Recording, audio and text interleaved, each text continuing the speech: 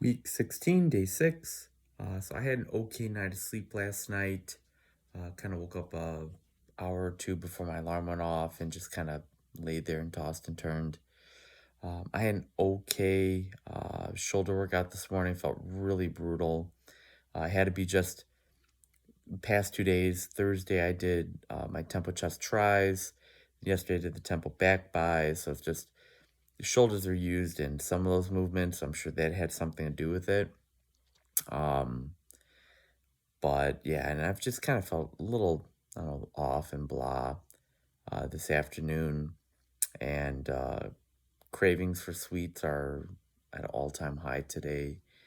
I don't know if it's because it's the weekend. I just want to like lounge around and watch movies and stuff my face, or what. And I rarely ever feel like that, like just wanting to sit around, just stuff my face. Um, But yeah, like that's just kind of how I felt today. And I'm being 100% honest with you guys because I want you to just see this whole progress. I mean, here I am almost 16 full weeks of this.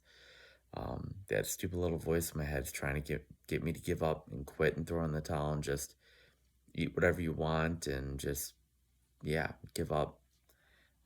But I'm not going to. I'm going to keep pushing. I don't know if also part of it is because my dad's having a cheat day. He typically has cheat days on Saturdays. So I was smelling some like spaghetti he was making earlier, and he's got some snacks and sweets that he's going to be eating later. My dad pretty much eats keto. Um, I was really proud of him beginning of the year, like the first 2 to 3 months. He was just super strict, which he typically does beginning of the year. But then eventually he doesn't fall off the wagon, but what he does is he'll go Monday or Sunday through Friday, eating perfectly clean, healthy keto. And then on Saturdays, he just eats whatever he wants.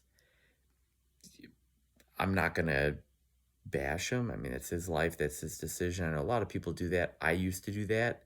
I was like, would eat pretty much clean Monday through Friday or Sunday through Friday, and then just on Saturday or Saturday and Sunday, I'd go nuts. Um, that's not exactly healthy either. I mean, you could beg to differ.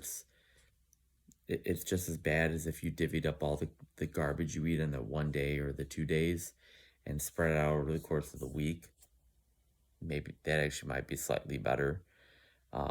But then what my dad will do then, the next day he'll fast.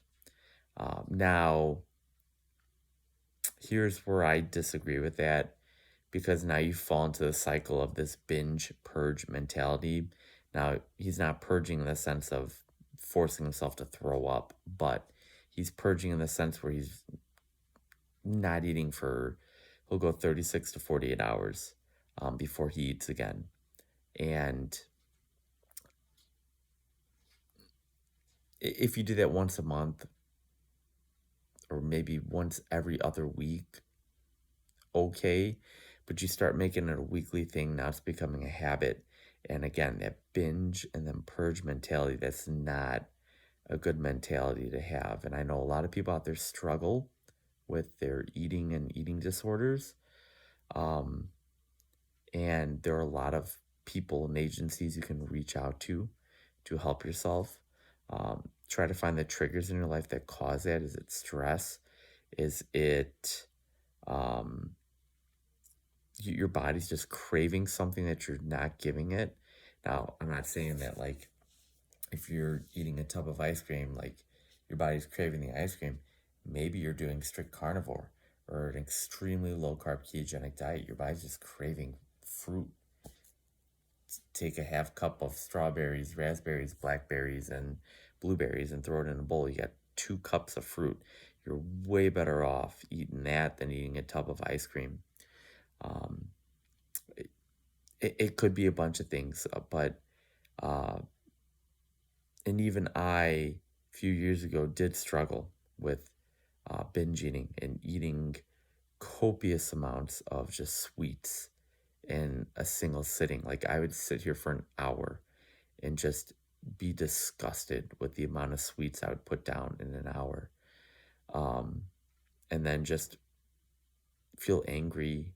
and mad at myself, and then feel like total garbage the next day or two, and then get back on the bandwagon, and then a couple days would go by, and that little voice would start talking in my head and say, "Hey, you failed. You didn't do it. You gave up a few days ago.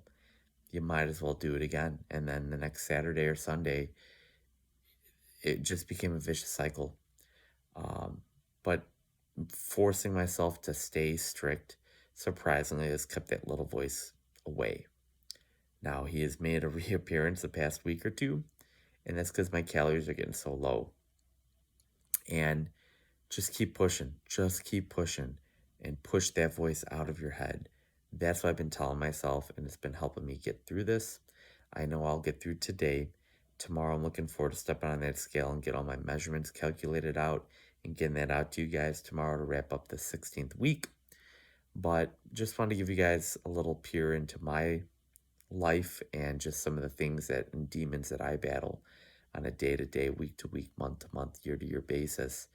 It's not like I wake up every day, I'm super excited, can't wait to eat my meals, and just don't have any temptations. Like, that's not the case for me. It's almost a daily thing. But I get through them, and I'm going to get through this. So keep it locked in here on my channel, and like and subscribe, and continue to follow along with me as I go through this 26-week ketogenic bodybuilding prep. I'll see you guys tomorrow for the wrap up of week 16.